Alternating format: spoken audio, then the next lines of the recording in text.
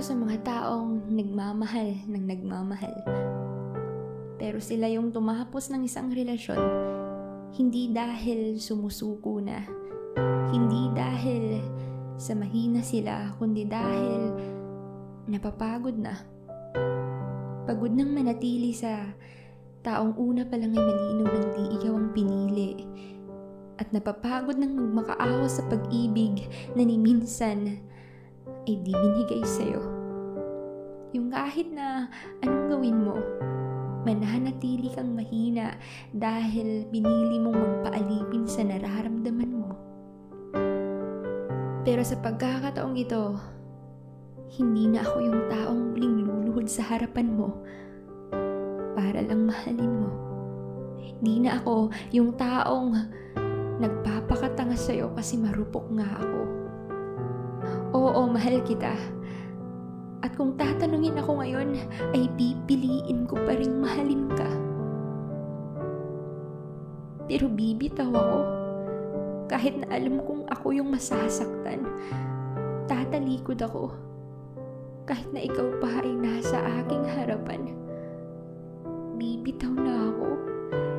Kahit na hawak mo pa ang mga kamay ko, kasi nakakapagod na.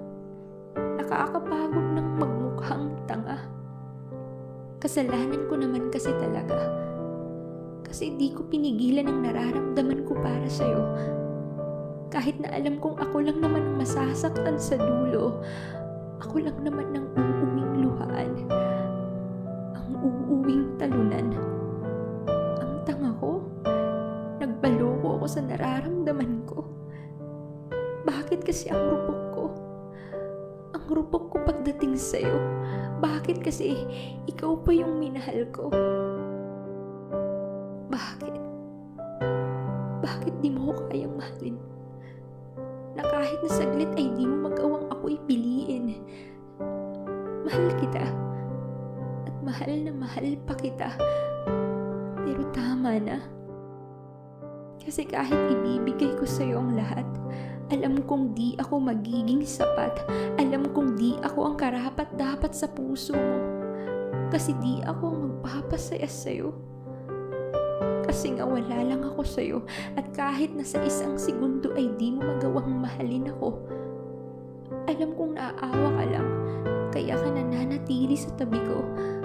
Pero ramdam ko. Alam ko na pinipilit mo ang puso mong mahalin ako.